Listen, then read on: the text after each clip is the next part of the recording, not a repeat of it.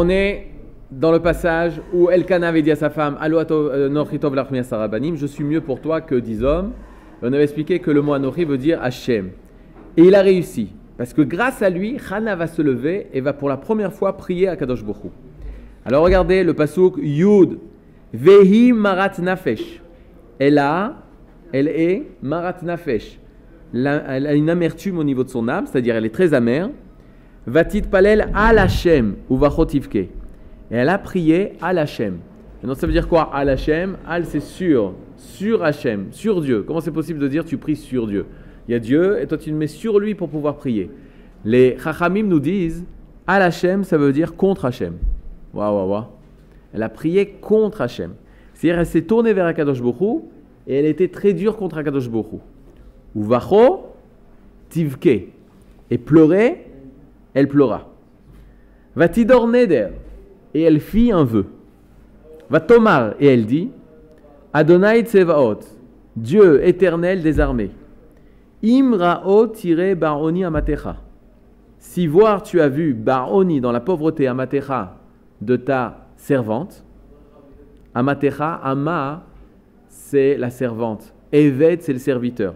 Ama c'est le féminin de eved. C'est deux mots différents? Mais Ama, ça veut dire servante.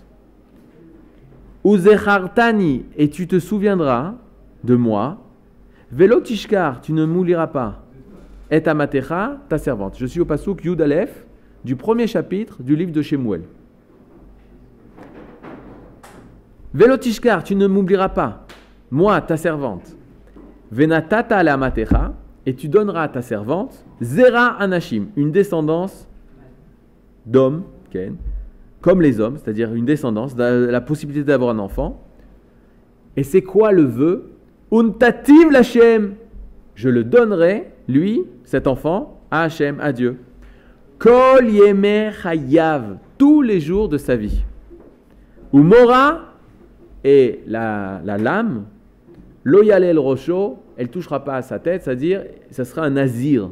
Ça sera un nazir où une personne qui se coupera pas les cheveux, dont on coupera pas les cheveux et qui pourra pas boire du vin, etc. Il sera nazir l'Hachem. Ken. D'accord? Alors il a fait. Alors elle demande un enfant. D'accord? Ken. Umora lo yale el rocho. Kanire qu'elle demande un fils qui soit nazir. Elle demande plein de conditions. Mais l'essentiel, c'est son éder, c'est son vœu. C'est quoi le vœu qu'elle fait? Qu'est-ce qu'elle dit? Qu'elle le donne à Hachem. Qu'elle le donne à Hachem. C'est-à-dire quoi donner à Hachem? C'est qu'il soit en service 24 heures sur 24, 7 jours sur 7, au Mishkan, au tabernacle qui est à Shiloh. Et elle a le droit de faire ça. Et elle a pris sur elle ce vœu-là, qui a de l'influence sur ses enfants. Mais moi j'ai un problème, c'est-à-dire quelque chose de illogique dans ce vœu-là. Ken, d'abord, les questions, Ruben.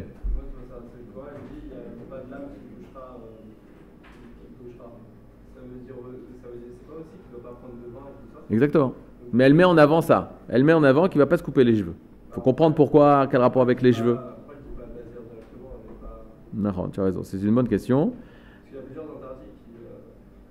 Pourquoi elle précise que la lame ne doit pas toucher à sa tête? Ça aussi, c'est une question. Comment ça se fait? Elle met ça en avant et pas le reste. Mahod. Jérémy, tu voulais poser une question? Ozi, tu voulais? Besséder. Elio et Elinatan, je te voyais te poser une question? Besséder. Daniel.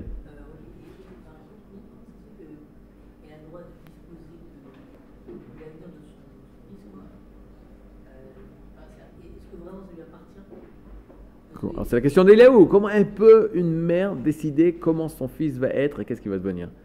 Elle a bloqué, elle a empêché d'être autre chose, Bichlal, qui lui a permis de fixer sa profession. C'est comme une mère, elle a un enfant dans le ventre, elle dit il sera médecin. Ah, c'est quoi ça? Il sera un avocat. Et ça arrive, Bétar, ça arrive. Binyamin, il sera Binyamin. Qu'est-ce que ta mère elle a dit? Elle a dit il sera médecin, il sera Rosh Yeshiva, il sera ingénieur. Là, on voit que Hana, qu'est-ce qu'elle a dit? Hana, elle a dit il sera nazir. Et toute sa vie, il devra servir au Mishkan.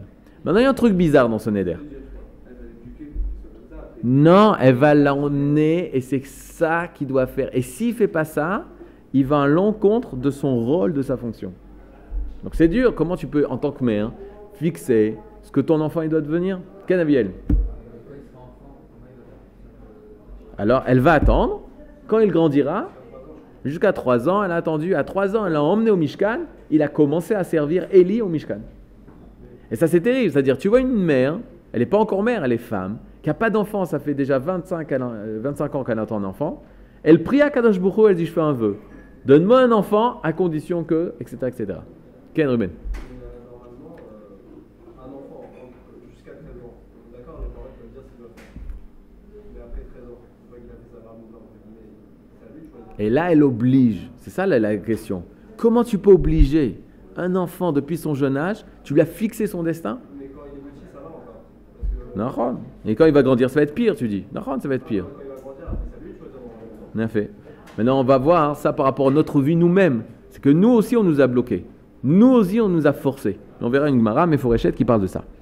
Maintenant, regardez. Ve'aya kirbeta litpalel ifna Hashem ve'ili shomer et pia.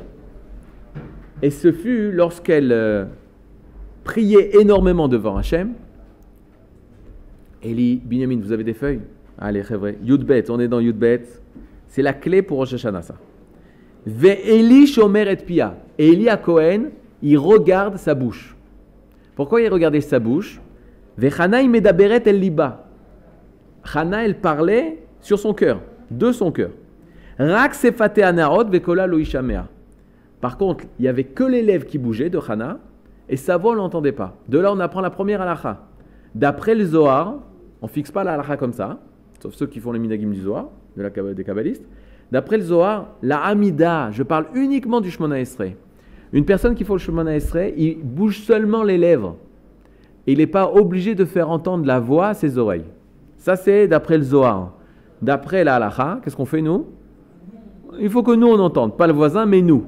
Mais d'où on apprend que juste ses lèvres bougeaient et qu'on n'entendait pas la voix? Ben d'ici. Mais les Chachamim, ils vont te dire, Élie n'entendait pas sa voix. Mais elle entendait sa propre voix.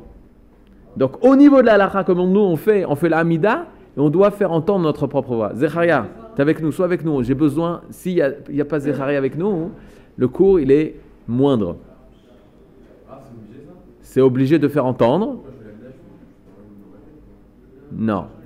Tu bouges les lèvres. Alors ça, c'est Alpi Zohar. C'est seulement kabbaliste. C'est les kabbalistes.